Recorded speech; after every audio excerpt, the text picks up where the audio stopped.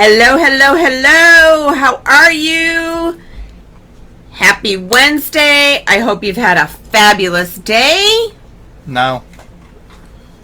You're going to start already. Of course I'm going to start already. You knew that as soon as I was on this live.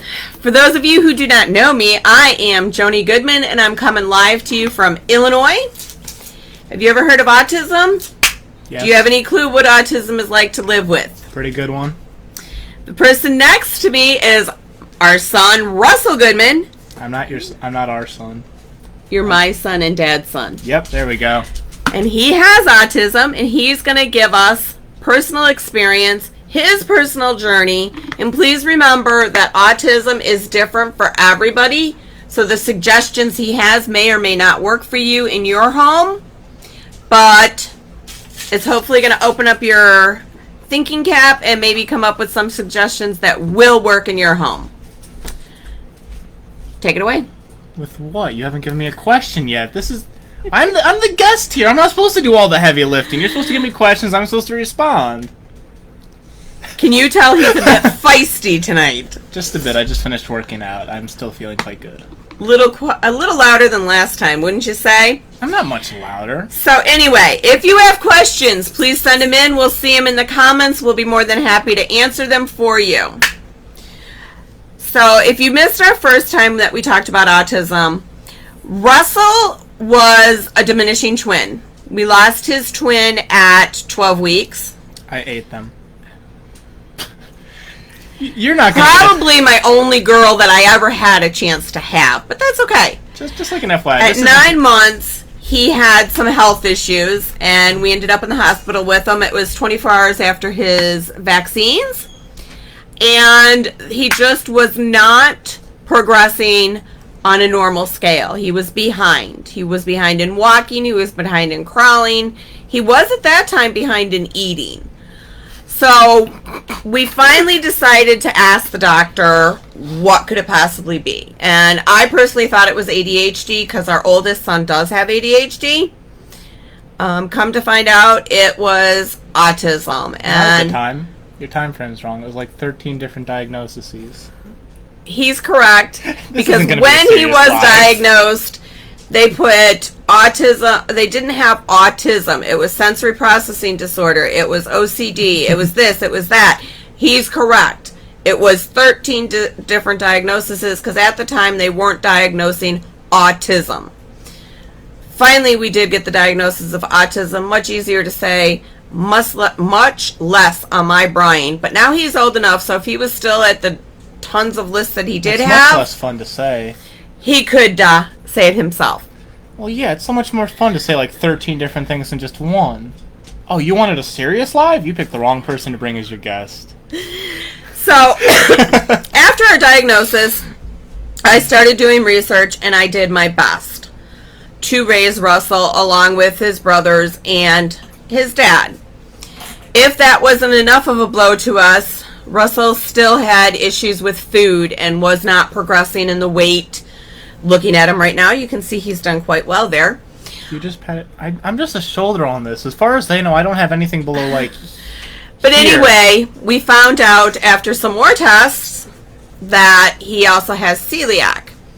And it was kind of weird because we were getting prepared to put Russell on a gluten-free diet, because one of the things we had read was gluten and autism do not mix well together. Really? So we were going to do a gluten-free diet for him. Before we were able to do this, I'll tell you later. Before we were able to do this, they tested him and they told us that he does have celiac along with some other gut health issues. So we thought, well, we were already prepared to go gluten-free. I guess now it's going to be all in. You really didn't give me any information. When you first do gluten-free, you were 6 years old. When you were just taking away all my cookies. Shh. When you first do gluten-free, you also have to give up dairy and gluten at the same time in order to give your body a chance to detox, get rid of everything. And so he was gluten-free and dairy-free for 2.5 years. Then we were able to slowly increase the dairy, and he now is able to do dairy and doesn't have problems with it, but he is 100% gluten-free. And when you are celiac, you need to cook. You do learn to cook. You got you there. But you also have to make sure that a restaurant is not cross-contaminating. It's so much different than when you're doing gluten-free for just wanting to be gluten-free or if you're intolerant. If Russell gets a hold of gluten-free food, how do you feel? It's good because it's gluten-free. If you get a hold of gluten food, how do you feel? Well, I'm done for the day. Nothing's getting done after that. Look at the camera when you talk. I'm good. Well, you're asking me the question. They're not asking me a question. They haven't asked any questions just yet. But okay, yeah, no, that pretty much just ruins my day. That's the end of it. I will not give the gory details because ick. But yeah, no, nothing's getting done for the rest of the day. Do you have headaches, stomach cramps, chills? I mean, if somebody's not sure that they're just gluten intolerant or gluten free, what is a reaction to gluten for you because you are gluten free? Oh, you are celiac. No, not gory details, just like... Well, you just asked for all the details. Okay, more or less, you will have horrible stomach agony, and you'll be wishing you throw up, and you will try to make yourself throw up to make the stomach ache end. You will be slightly disorientated and have a headache. At least for me. I've tried to avoid it, and I've gone 2 or 3 years without said reaction. So my description may be incorrect just via virtue of how long it's taken for me to have one. Let's hope that continues on. I'm not going to exactly go nibble on some bread for your curiosity. No. Now, when we go out to eat, how do you know, and how soon do you know that a restaurant is not gluten-free and you have been contaminated? Normally, I just ask the waiter. And if they tell you yes, but like in that one restaurant where we learned they cooked the chicken nuggets along with the French fries. Depends what I'm eating. Okay. Well, because, like, if it's a smoothie, I've had these. Up in Milwaukee, good smoothies on occasions. But if a smoothie has wheat in it, you obviously are digesting it faster, so you're reacting to it faster. And you become aware of it faster, but I feel like that's any food allergy, depending on how it's presented to you and how you consume it, would change how quickly you react to it. And what are some of the things that you can do to reduce the reaction that you're having? Take like 4 Tums, some milk, try to get some kind of melatonin or something and go to bed. Okay. Because it's gonna be miserable either way. You may as well be sleeping while you're being in misery. Makes sense to me. Now you're getting ready to go to school. And some students may not be able to go back to their school. Some may be doing both in school and e-learning, remote learning, whichever you would prefer to call it. As having autism, how was the remote learning for you? And what could you give as advice for a child, a student, or even a parent to make e-learning at home a bit easier? I almost just off by rot said don't do it, but no, that's not an acceptable answer.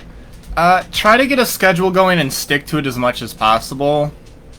I'm not sure if it's just me, but schedules make everything just feel better, especially if all your classes are recorded. Because there is a small little desire not to do the class at 8 in the morning. And if everything's recorded, you can do that. You don't have to do it at 8 in the morning. You can do it at like 10, 11, or 12. But you have to have a set time to be doing that class. I'm not sure how that works in high school. I never did online for high school. But, what about homework? Well, you do that the same way you would if it was a school year. You're not going to be doing your homework in class. You'll be doing it whenever you have all the information to do the material. But is it good to have a schedule for your homework, or do you just do it when you feel like it? I mean, what if it's a high schooler student? That would depend on the teacher and or professor. Because some professors that I've had just hand out busy work homework, and you can knock that out while you're having lunch. Because it's just repeating the same equation 30 times to memorize it. You need to look at the homework assignment before you decide how stringent you need to be and how careful you need to be with your scheduling. But just an hour or two a day of homework time, and it's just homework, probably will save you a lot of stress and effort. What could a mom, a dad do if their child is going to be home and has autism? How can they, without like if it's a high school student, without taking away all their independence, what can they do to verify or make sure that child is on track and is not just saying, yeah, I did my homework? You're asking me for parental advice. I don't have kids. I don't want to have this issue for a while. Okay. Again, not sure how different other autistic people are from me, but I don't tend to lie without a very good reason behind it. And so I'll just be honest and be like, no, I just didn't want to do my homework, so I didn't. And the reason he did that is, even though he is in college... Oh, wait, hold up. I didn't just not do my homework. Okay. Don't put words in my mouth. Even though, like he said, he got in days where he just didn't do it. No matter what the reason was, he just didn't do it. I know up in college, he stays on track. He follows the thing. He's been up at college for 2 years now. He's going to be a junior this year. But being at home, I knew his whole world was turned upside down. The one thing with Russell in autism, I have learned schedules are important, routines are important, and so I would just say to him, hey, your work done, is it going to be turned in on time? Do you have a test coming up? Oh, we got our first question. I'll get it in a minute. And the other thing... You wanted professionalism? You didn't give me any briefings or anything. And the other thing with autism is, if your student or your child, has accommodations, even when you are doing remote learning, make sure they're still getting those accommodations. And Russell, how did you get the accommodations when you were in college here at home? I emailed my camera. Keep paying attention to the camera. I emailed my counselor. I'm not going to give names because I feel like that's a bit too personal information. I feel like I'm not secretive about where I go to school, and you can figure it out with some research if you're that desperate to know. But no, I literally just sent her an email and said, what am I allowed to do, and what can I... More or less, what do I do and what can I get away with now that we're online? And that makes it sound really bad, but I wanted to know if I still had extended time, for example...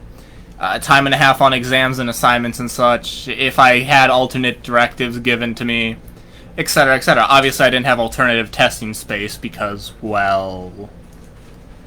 But I wanted to know what I still was available to me via the administration, because most administrations that I've encountered for my college tours do tend to work with you to some degree, because they understand that you're different than other people.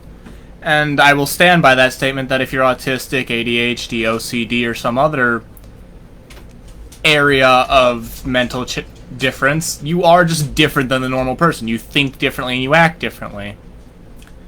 And so you need to be handled differently. And most administrations will handle you differently simply because you're different. That makes sense. Now, when we were looking for colleges, we had one of the best social worker when he was in high school. She was fabulous, and she informed us what to look for. And in college, I believe it was across the board. They're called SASs. I don't know if that's across the board. I stopped looking after I found my school. Okay. But if you have a high school student that's getting ready to graduate and you are going to start looking for colleges, whether it's virtual or whether it's you get to see one in person, and you know that they have an IEP, an individual education plan already, you need to make sure that that's going to follow them through high school, or follow them to college. And we had the benefit of Russell's social worker from high school actually talked to the SAS up at his college, and they worked together. They figured out what Russell would need up there, what Russell did not need any longer. And how does it differ if you have an IEP in high school and an IEP in college, in case we have some freshman college kids or in case we have juniors or seniors looking for their college?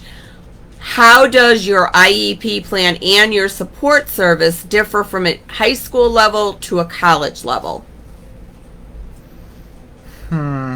I'd almost say you almost get more support in college, and that's going to sound really strange, but at least in my personal experience, obviously I can't talk about someone else. I haven't lived their life yet, unfortunately. Could be a bit more exciting. Anyway. Anyway, in high school, I had all my accommodations and I knew about them, and they were regularly provided. Circumstance provided, if I had a test, I could go do the testing, etc. And that's the same in college, at least from my experience again. But the biggest difference was meeting up with my counselor. Is that the right term? For up at college? I don't... Sure, I'm just going to call her a counselor. That's probably the simplest explanation. It's a lot easier, and her schedule feels a lot more fluid, which I'm not sure is just something because I didn't use it as much in high school, but I can send her an email and say, hey, today's been really rough, and these 60 things that I just don't understand what's happening anymore. Is there a chance we can meet up like today or tomorrow? And I have fairly good odds of being able to meet with her today or tomorrow. And yeah, high school, that was still okay, but more if it was an emergency. But it's a lot more on you to go get your accommodations almost. Like if I want to meet with my counselor, I have to set it up, or I have to have some kind of agreement with her that I'll be meeting with her every week. And if I want my extra time, I have to tell the professor that I have this accommodation, and I'll be using it.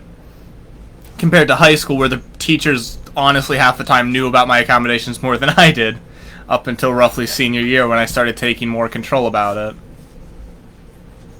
I think I answered your question in that slathering of information. Yeah, you sure did. Lovely. In high school, what was the major change in case we have a freshman, an 8th grader going into a freshman in high school?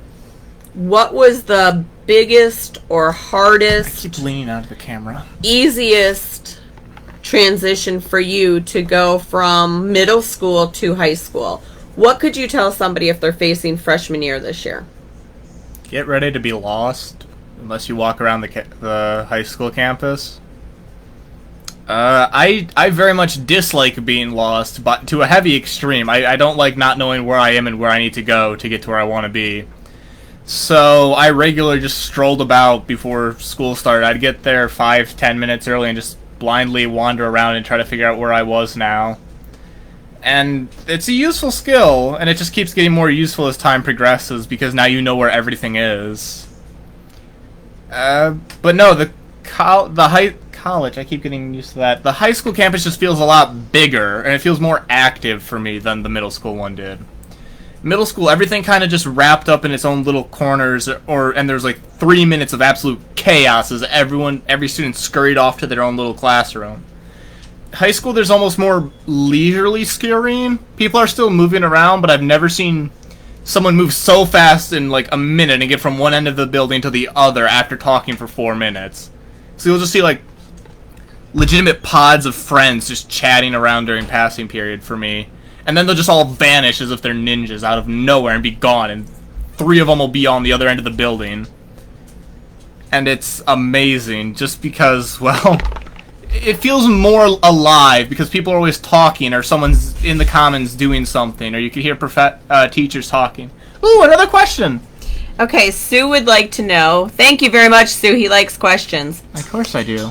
Personal experience would be great help for other kids, young adults living with autism. Personal experiences. Making friends is really hard. That's probably the best experience. Like, one of my best friends that I made in freshman year, we became friends because we were pitted against each other in an argument in class.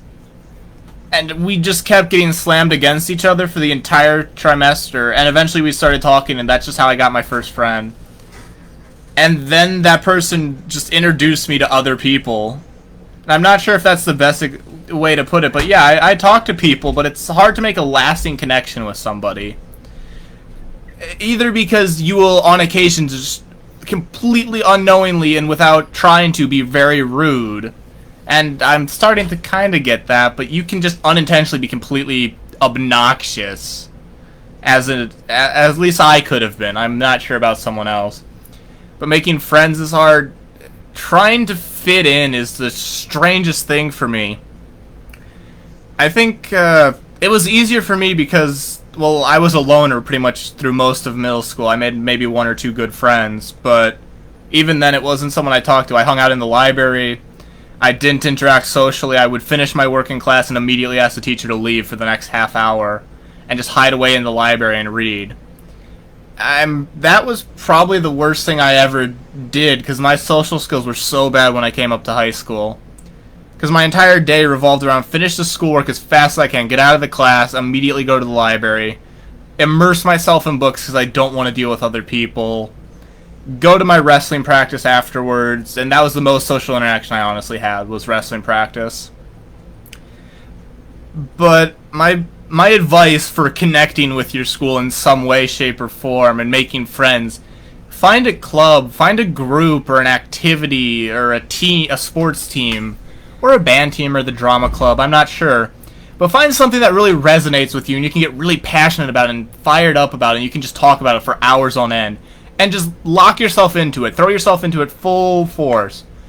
Don't let any preconceived stereotypes about it, or maybe you won't like it, maybe not. If you feel like you can maybe connect with something in your school, whether it's the croquet team, for example, the swim team, or some video game club or a chess club after school, go and join it.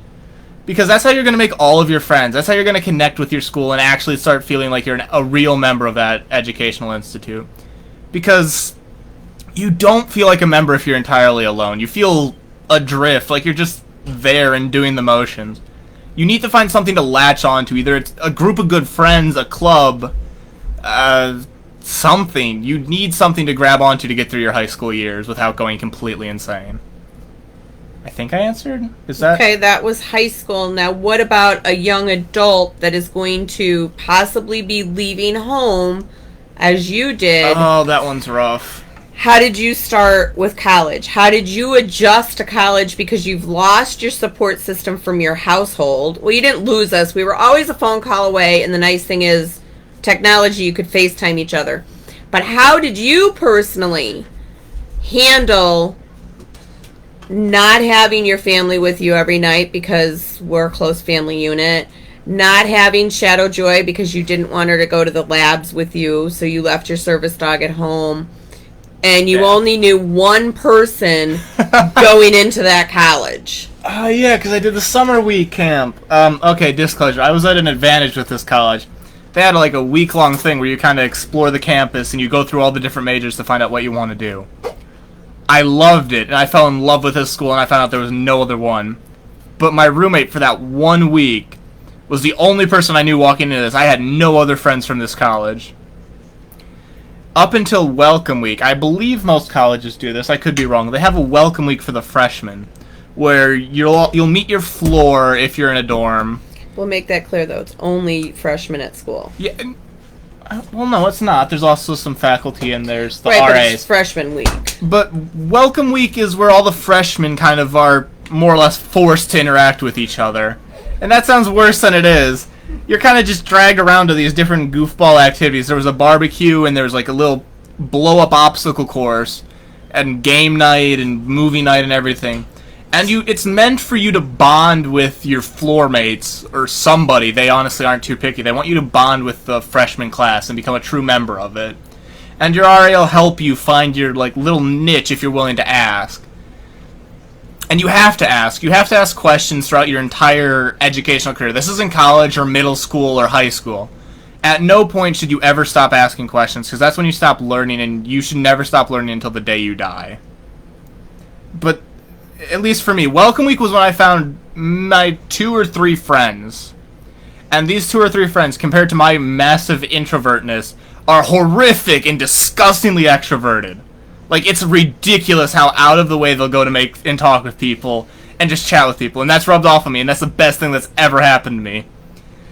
Because I would just hide in my dorm. I admit, if these people hadn't entered my life and changed how I look at the world and how I interact with people and taught me how to interact with people and why I should and why it's beneficial to make friends and keep healthy friendships now that I'm in college and the academic rigor is even harder, I would have hid away in my dorm, done my schoolwork, gone to class, come back, ate, slept, repeat until I'm done.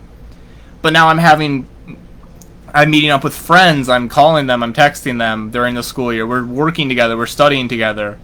And they are my lifeline and support, and probably why I've still made it through so far into college so far, without going completely insane, even with you guys visiting on the weekends on occasion. What about the activities? How did you finally, because you were never a big homecoming dance or Winterfest dance. You weren't big in going to the football games. You weren't very big. Of course not. How did you become different where you attended a live band concert with a group? Yes, I did. I did attend a concert at one point with this group of friends. Partly because they kind of ambushed me and they just kind of said, "You're going," and I'm like, "Yeah, sure."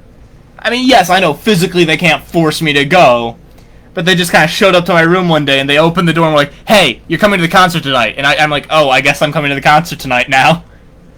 And the past me wouldn't have done that. Past me would have told them to get out of my dorm. I have to study. But these people have brought me so much fun and joy in my life, and those are the friends you really need. You need to find a group of people who bring out the best in you and make the sun seem like it's shining even brighter. Even if you have to look for that group, and even if it's like a small group of only 2 people is enough to make the sun look 1,000 times brighter. Even one person can make the entire college experience so much more fun and feel so much more vivid. I have memories with them that I could never have gotten on my own. I could explain where we went on a walk when it was negative 10 degrees, looking for pictures in the winter just because one of my friends is a photographer. But I would have never done that without them. I wouldn't have done that without their influence, and I would have been a bit warmer for it, though. What about, like, your college dances? You don't have a girlfriend. Well, some of your friends don't have a girlfriend at the time when you were a freshman. We're talking freshman year. Yeah, at the time I didn't have a girlfriend, and it was kind of... Dances to me always seemed frivolous and kind of a bit pointless, honestly. You're there, you're moving around, kind of swaying a bit because no one there knows how to dance, actually. Except for maybe one guy who's showing off in the crowd. No one likes him anyway because he's showing off. You know who you are, and I apologize if I'm being rude. You're fine. But, it's... I feel like this is a cliche. It feels different when you're surrounded by friends and you're doing it, and you're making a goof of yourself the entire night. Like, it's not like you're doing serious. You're not trying to impress anyone with it anymore. You'll dance with your buddies, and you'll just do the activities that you wouldn't do in a million years without them because you look like an idiot the entire night. Whether it's because of the costumes you've put on for the night, or your atrocious dancing skill, that's me personally, or just something else that you're doing and you look like a complete, just silly. You're looking silly the entire night. And you don't care because everyone there's looking silly. Everyone there is silly. And anyone who's pretending to be super serious and grumpy, they're either not with the right people or they're just honestly pretending. Because you go to these dances to have fun and be silly and relax for a night before you get back to working or busting your hump at your college. So you can feel refreshed for the next onslaught of homework assignments and papers that your professors are inevitably going to give you. Okay. I mean, I also did join the fencing team. I didn't know they even had that. I didn't even know my school had a fencing, like, club until I kind of stumbled upon the... What's that called? Where they, like, have all the clubs show up. It was like an open house. Yeah, for like thing. A week. I think most colleges do that. I'd be surprised if they didn't. Where all the clubs try to get members so they show up and they're doing these little stalls and booths and these little, like, 2-minute pitches on what they're about and why you should totally come spend like an hour of your time instead of studying doing this awesome thing. And I feel like going to that was useful.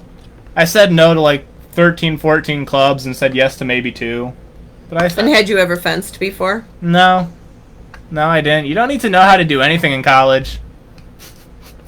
Which is a bad message to send. You don't need to know how to do anything to amble into some kind of club in college. You can never have heard of whatever skill it is, and they'll 9 times out of 10, they'll welcome you with open arms and teach you. I'm pretty sure if I didn't know what the pawn was in chess, I could walk into chess club right now at my college, and they'd teach me everything I need to know. Soundly handing me my rear end multiple times when I play them, but they would still teach me. There you go. What would you tell somebody that's a grade schooler because... what would you tell them about going to school and bullies, or what would you tell you if you had to go back to first grade? Bullies are jealous of you 9 times out of 10. and I mean, that's cliche. That, I don't know. Are these cliches or are these just cliches in my head? They're your personal opinions. Well, okay, it may sound cliche. Bullies don't bully you just because, well, some do, and they're, yeah, not appropriate for alive. Saw that expression, I can see it on the camera. But no, they're jealous of you because if you're... I'm referring this mainly to autistic, but also to normal people too. You're better than them in some capacity, in some way, and that makes them uncomfortable. Because if you're worse than them in every single situation, if you can't beat them in sports or math or science, but you completely crush them in art, that will sting their ego like nothing else. And those are the people that get bullied because you have a skill and you have a special talent at something. And that's making you stand out so far ahead of them that they can't deal with it. They can't deal with being that inferior to you. So they have to try and bring you down to their level. Now, whether that's by calling you rude names, just being a jerk to you for all time, or just trying to wear you down to the point where you just stop putting the effort in. I had a bully throughout middle school hound me because our teacher would give us our exam grades, or tests, exams, I don't know, middle school's weird. They changed the names on the daily. But she'd post our name, and my name was always top of the class. Pretty much no doubt about it, I would be up there. If I wasn't the first one, I'd be second, maybe third. And this bully hated that. And they wouldn't leave me alone, and they said they would leave me alone if I let my grades drop. And that, you can't do that. You can't let yourself be changed by what other people are doing and trying to make you do. You have to stay true to yourself, regardless of what people are going to do. And there's resources out there to stop it, almost always. No campus or college, elementary school or middle school approves of bullying. Honestly, it's disgusting, and if you're a bully, you need to change your life drastically somehow. Because there's nothing to it. You're just throwing friends away. That's all you're doing. You're pushing people that could help you and who could bring you up away from you as hard as you can. And there's not many people that are willing to help you if you keep being as harsh and rude to everyone as you normally would be if that's what you're doing. And don't let whatever they're saying get you down. 9 times out of 10, it's absolute garbage. I was called an idiot. My grades were better than theirs. I clearly can't be the idiot in this scenario. And I was up there with grades, so I'm not an idiot. They say I'm weak, and I was like, you're right. Yeah, no, you're right. I'm weak. I'm physically incapable right now. And because I'm a spiteful little, I went and joined the wrestling team and stopped being physically weak, and now I am about 184 pounds of lots of muscle. And I throw people around for fun, and that's my hobby now. So don't let what people say bring you down, and don't let what people say define you. You define yourself, and literally no one else can, because no one else will stick around with you as long as you will. And if you decide that I'm going to be the best student here, and I'm going to be the fastest track runner, or I'm going to be the best artist, or I'm going to somehow solve the Millennium Equation. I don't know if that's an actual thing still. It may be, and I could just be talking about some game or video I referenced, and it's not real. But if that's what you set out to do, don't let anyone discourage you from it. Take advice, don't become obsessed and let everything else fall to the wayside, but don't let people force you away from what you want to do. No one would be able to force me away from wrestling, or my family. The doctors maybe could push me away from wrestling for a while, but it would take quite a lot for them to actually get me to never step on the mats again. And I don't think there's a force in this universe that could keep me from my family. What would you tell the child that parents are very active when they're in elementary school, but that middle schooler or the high schooler that's getting bullied, how would they bring their parents aware of it, where their parents, hopefully by this point, understand their perspective and how they hear things? If they've made it up until middle school or high school, how can parents help them? What can their parents do to help them and make them feel that they're not abnormal? So, like, how to tell your parents you're being bullied? Yes. I mean, this is going to sound silly, but just outright say it. Say, hey, Mom, I'm trying to think of a name that no one has. So I don't... Zeus. No, people have Zeus. Oh, Zoe. Okay. I know a Zoe. Okay, I'm playing up. This clearly isn't going well. Okay. Person one. Hey, Mom, this individual has been picking on me for a lot, and I don't think it's friendly anymore, and I think they're just trying to bully me. Like, that's all. There's no song and dance routine. I don't understand why you would, like, hint around, like, Mom, this guy, he said I was fat. And if you ever respond to things like that, well, yes, you were entirely fat. No. Shame. There's better ways, even if they are fat, there's better ways to say it than just go, oh, yeah, no, yeah, you're fat, the end. This is a poor example and it's run away from me, but no, just literally go up to your parent and say, I'm being bullied. How do I deal with this? Because parents know things. What were you hoping for when you brought it to our attention when you were still young enough and didn't handle it on your own? What were you hoping the outcome would be? You'd give me something to do to stop it. Because, and this is going to sound strange, parents seem almost all-powerful when you're a kid. You're this magical entity that this tiny human and this tiny person is watching, and you're just changing things and making things happen without them knowing how, or, well, just how. They can't understand it. You're solving their math homework. You're getting the monster from under their bed to go away. You're making the bad dreams away. You're making their boo-boos feel better. And so they look at you when this bully, this monster, honestly, is harassing them constantly, and they're looking at you to make this monster go away too. Because so far, as far as they're aware, you've been making all the monsters under the bed or in the closet go away, and you've been helping them with all of this. And most of the time, they don't know why. And if you don't help them with this monster, they don't understand why, because they don't think you can't.